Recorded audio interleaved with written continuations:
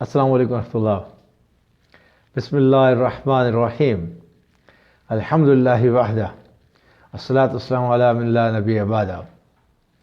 اللہ سبحانہ تعالیٰ کی پہچان، عقیدہ کیا ہونا چاہیے، اللہ عز و جل کو ہم کیسے پہچانیں، اللہ کی ذات کیسی ہے، اللہ کی صفات کیسی ہیں، اللہ سبحانہ تعالیٰ کا کیا رتبہ ہے، کیا کرتے ہیں، اور ان کے مقابلے پہ مخلوق کو ہم پہچانیں کہ مخلوق سے کچھ نہ ہونے کا یقین۔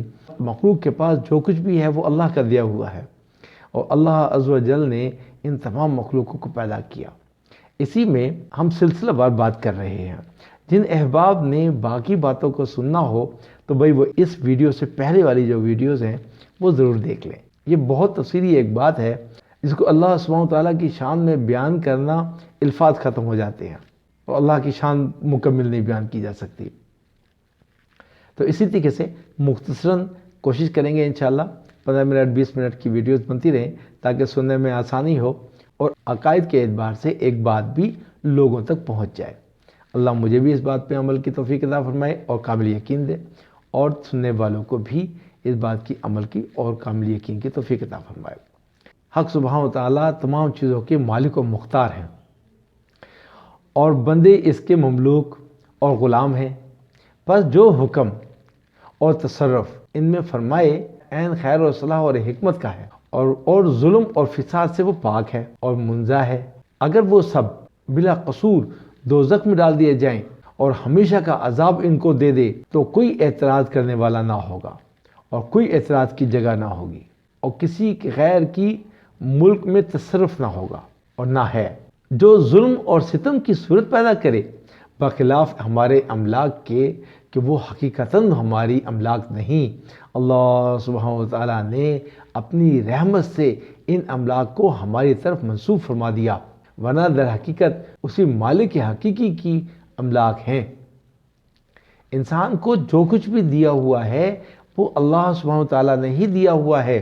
ہر اعتبار سے انسان یا باقی مخلوق اللہ عز و جل کی محتاج ہے، اور وہ تمام چیزیں اس کے عبد معزون ہیں۔ ہمارا تصرف ان املاک پر صرف اس قدر جائز ہے جس قدر اس مالک حقیقی نے تصرف کی ہمیں اجازت دی ہے۔ لیکن اگر باوجود اس ملک مجازی کے ایک انسان اپنے کسی مملوک حیوان کو بلا وجہ ذبح کرے تو جائز ہے اور ظلم نہیں۔ بس اسی طرح اگر حق سبحانہ تقدس بغیر کسی جرم اور قصور کے کسی کو عذاب میں ڈال دیں تو وہ ظلم نہ ہوگا، اس لیے کہ ظلم کے معنی دوسرے کے ملک میں بغیر اجازت کے تصرف کرنے کے ہیں، اور ظاہر ہے کہ کوئی شے اللہ سبحانہ تعالیٰ کے ملک سے خارج نہیں، یعنی کہ اللہ سبحانہ تعالیٰ کا کوئی فعل بھی ظلم اور ستم میں نہیں آ سکتا، یعنی اللہ سبحانہ تعالیٰ کے کسی فعل کا حقیقی ظلم ہونا تو عقلاً محال اور ناممکن ہے، لیکن ظاہر اور صورت کے اعتبار سے بھی اس کا کوئی فعل اور کوئی تصرف ظلم نہیں ہو سکتا۔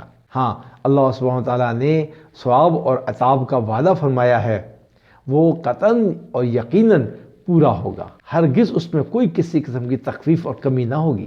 لیکن یاد رہے کہ فرمانبرداروں سے ثواب کا وعدہ ہے، اللہ سبحانہ تعالیٰ اس وعدے کو اپنے اختیار سے پورا فرمائیں گے، یعنی اہل ایمان کو اپنی قدرت اور اختیار اور رحمت اور مہربانی سے جنت میں داخل فرمائیں گے۔ مجبور ہو کر جنت میں داخل نہیں کریں گے کہ کسی آدمی نے بہت زیادہ نیک کام کر لیے، بہت زیادہ عبادت کر لی، اب اللہ عز و جل اس سے مجبور ہو جائیں، نہیں، ایسے نہیں ہے۔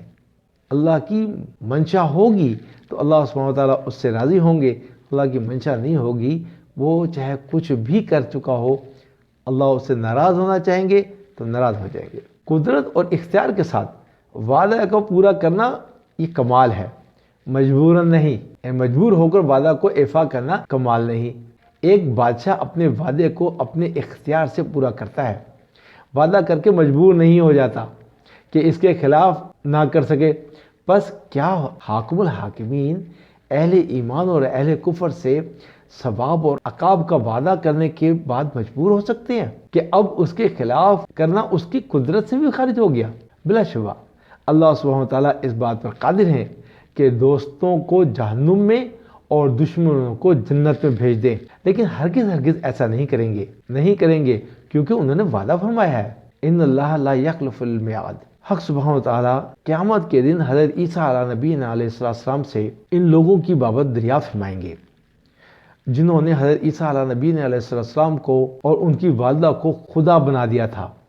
تو حضرت عیسیٰ علیہ نبی علیہ السلام جواباً عرض فرمائیں گے، اے اللہ، اگر آپ ان لوگوں کو عذاب دیں تو بلا وجہ اور بلا قصور سزا بھی دے سکتے ہیں، کیونکہ یہ آپ کے بندے ہیں اور آپ ان کے مالک اور خدا ہیں۔ مالک کو اختیار ہے، وہ اپنی ملک میں جو چاہے کرے، اس کو پورا تصرف ہے، اور اگر بالفرض آپ ان کو معاف فرما دیں تو آپ کا یہ معاف کرنا آپ کے لیے کوئی مجبوری نہیں ہوگا، بلکہ قدرت اور اختیار ہوگا، اس لیے کہ آپ عزیز اور مقتدر ہیں، زبردست اور غالب ہیں۔ مجرم آپ کے قبضہ قدرت سے نکل کر بھاگ نہیں سکتا۔ آپ اگر چاہیں تو سزا دیں اور اگر آپ چاہیں تو معاف کر دیں، اور چونکہ آپ حکیم مطلق ہیں، آپ کا کوئی فعل حکمت سے خالی نہیں، اس لیے اگر آپ ان مجرموں کو معاف کر دیں تو آپ کا ان مجرموں کو معاف کر دینا بھی عین حکمت و ثواب ہے۔ آپ سزا کا فیصلہ فرمائیں تو وہ فیصلہ عادلانہ ہوگا، اور اگر معافی کا فیصلہ فرمائیں تو وہ قادرانہ اور حکیمانہ فیصلہ ہوگا۔ اس مقام پر حضرت عیسیٰ علیہ نبی علیہ السلام نے فنک انت العزیز الحکیم فرمایا، جس کا صاف مطلب یہی ہے کہ بڑے بڑے مجرم کی مغفرت اور معافی اللہ سبحانہ وتعالیٰ کی قدرت میں بھی داخل ہے اور عین حکمت و ثواب ہے۔ اللہ سبحانہ وتعالیٰ کی صفات اور جو قرآن و حدیث میں مذکور ہیں وہ دو قسم کی ہیں۔ ایک وہ کہ جس کے معنی واضح اور ظاہر ہیں، جیسے علم اور قدرت اور ارادہ اور کلام وغیرہ۔ ایسی صفات کو صفات حکیمات، محکمات اور واضحات کہتے ہیں۔ اس بارے میں اہل حق کا اتفاق ہے کہ ان صفات کے ظاہری معنی پر اعتقاد رکھنا ضروری اور لازم ہے، اور اسی قسم کی صفات میں کسی قسم کی تعویل جائز نہیں۔ دوسری قسم وہ ہے کہ جس کے معنی میں خفا اور ابہام ہے، محض مضمون لفظی اور معنی لغوی سے کوئی علم قطعی اور یقینی حاصل نہیں ہوتا۔ رائے اور قیاس کی وہاں کوئی مجال نہیں، کشف اور الہام کی وہاں کوئی رسائی نہیں۔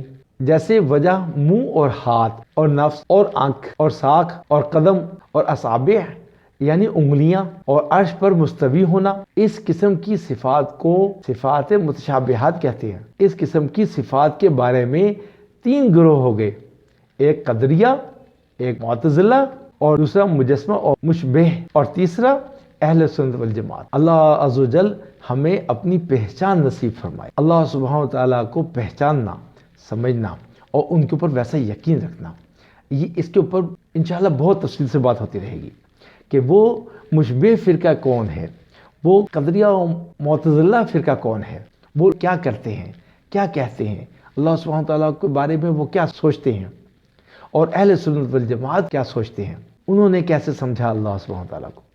یعنی کہ آپ صلی اللہ علیہ وسلم نے اللہ عز و جل کے بارے میں صحابہ رضوان اللہ تعالیٰ اجمعین کو کیا ہدایات دی، کیسے سمجھایا۔ انشاءاللہ العزیز اس پہ اور مزید بات ہوتی رہے گی۔ آپ لوگوں کا بہت بہت شکریہ۔ ویڈیو کو پورا دیکھا کریں، آخر تک دیکھیں اور دوسروں کو بھی شیئر کریں، بچوں کو بھی دکھائیں، دوسرے لوگوں کو بھی دکھائیں۔ اللہ آپ لوگوں سے خوش ہو جائے۔ انشاءاللہ اگلی ویڈیو میں ملاقات ہوگی۔ السلام علیکم و رحمۃ اللہ۔